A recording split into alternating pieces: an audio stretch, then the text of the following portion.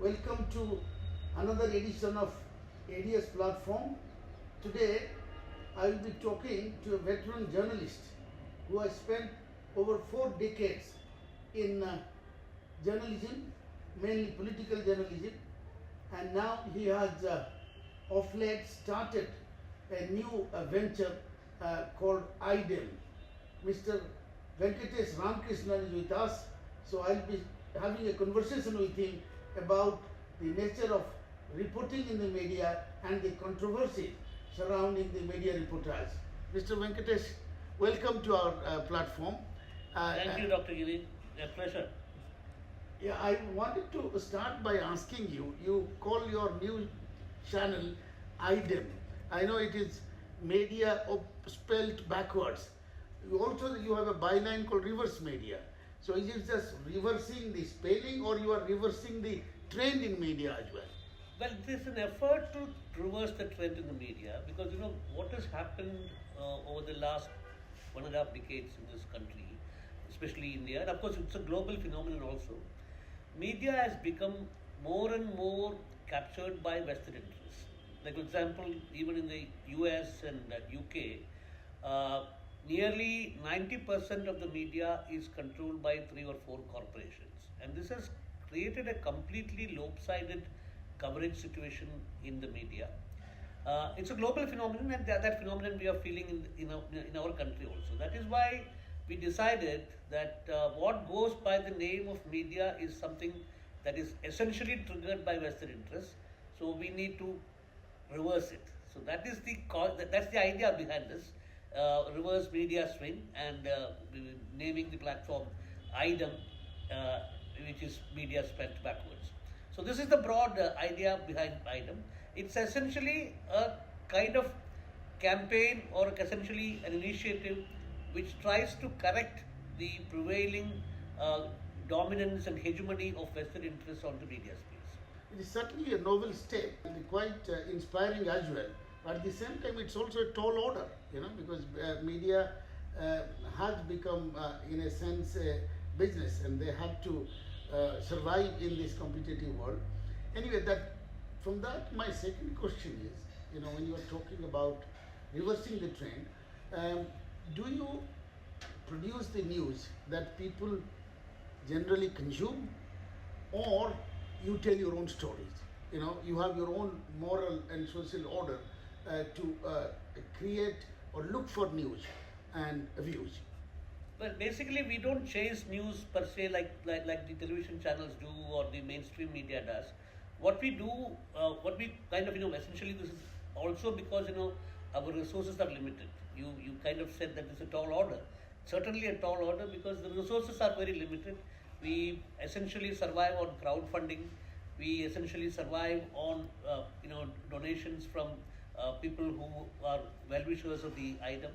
We don't have any big corporate funding or institutional financing of the platform. We are in 3 languages at the moment. We are a multilingual platform. We are in English, Malayalam, and Hindi, and also we have some components in Tamil as well from time to time. So, and we are visible in all English-speaking countries of the world, which is saying something for a portal which is very nascent, which is only about 1.5 to 2 years old. So we are visible across the globe in all English-speaking countries.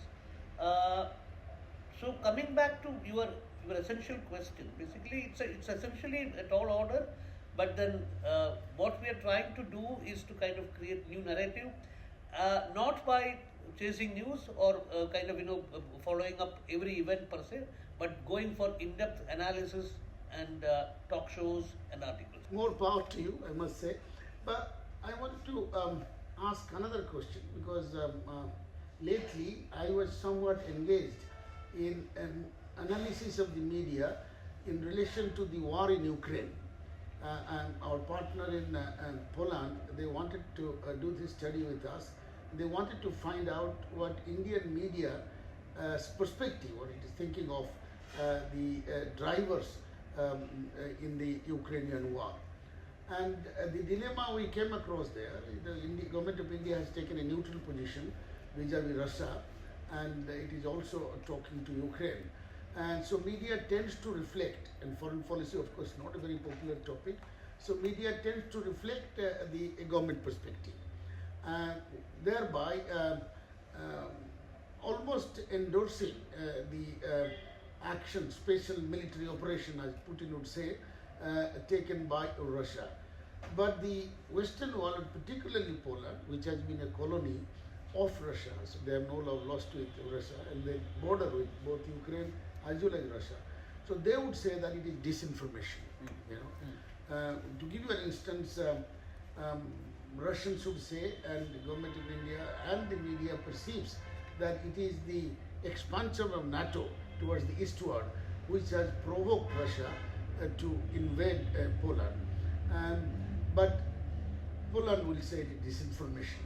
So my question to you is that when we report, we do echo the government perspective, but at the same time, does media have an independent perspective on war reporting?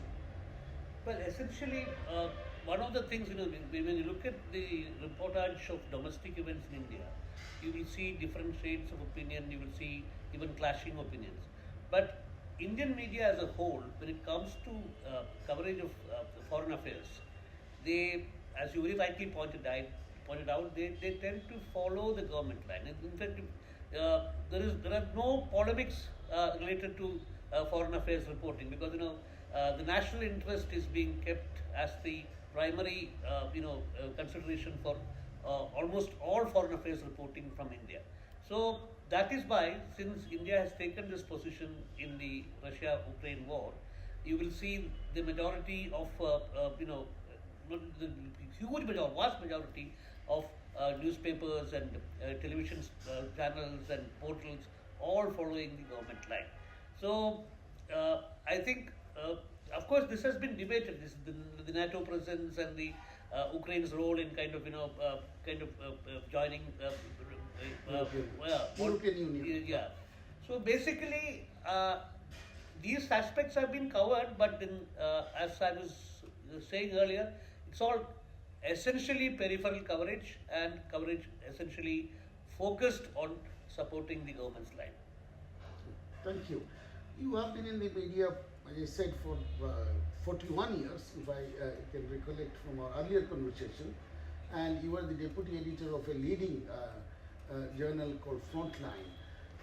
The new crop of journalists that are coming to the market now, do you think they are trained well and trained enough to do objective reporting and to some extent investigative journalism, or they take the easier route of surfing the internet and producing some news? Yeah.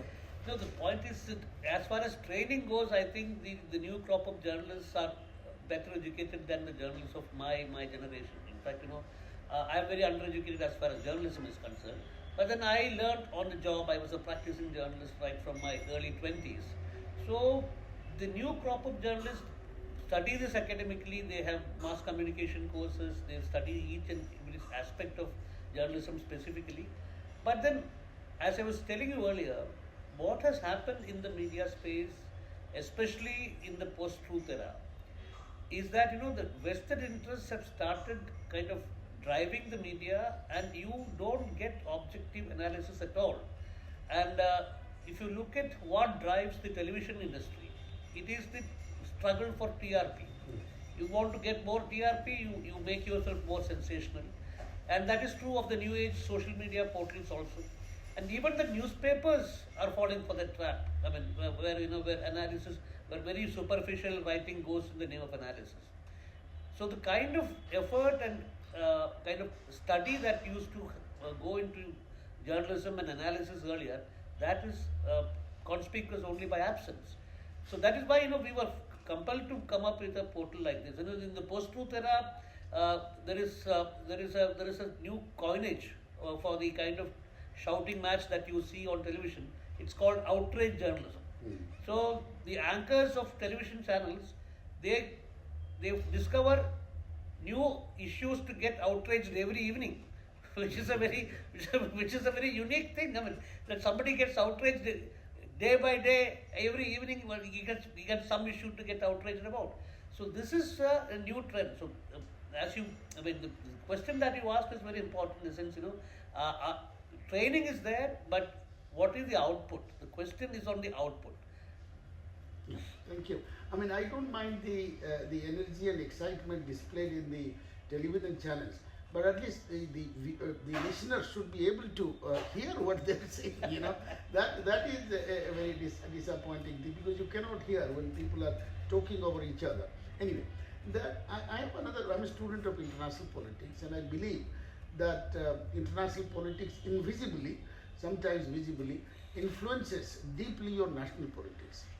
But international politics, foreign policy has been the domain of the elite mandarins in the South Bloc, or some politicians who understand it. Still not a popular subject. Unless we engage in international dimensions of India, India's aspiration to be a world power or Vishwaguru, it would remain a pipe dream. So, do you think media can play a role in raising consciousness of the people about international developments and helping them formulate some reaction, during elections and otherwise on international issues? Well, if you look at the overall coverage of Indian newspapers or television channels, Indian media in general, international coverage is a very, very small quantum of the total coverage that we have here. In fact, there's been studies on this, and studies have shown that apart from politics, the largest space for coverage is given to financial affairs, economic affairs. So international affairs is not a focused thing for many media organizations, and there are even big media organizations which have a very, very sparse international desk. Their international desk is not does not have good journalists, or it's not well populated. So there's a problem, and of course what you say is right, because especially in the current context, we are getting into the third decade of the 21st century. So it's very important for the media to generate awareness of international affairs, but then that role is not being properly addressed by the media in India. Yeah. In a democracy where there is freedom of expression and media is playing a vibrant role, I think media should educate the people on national and international issues and the dynamic between the two. Absolutely. But then that role is not being played at this point of time. But what I think, with the guidance and direction of people like you, the media perhaps may be able to live up to this role. Well, yes, we may have ideas, but it's you, people like you, can you take it to the wider audience. Thank you very much for talking to us and coming to our platform. Thank you so much. Thank you, Dr.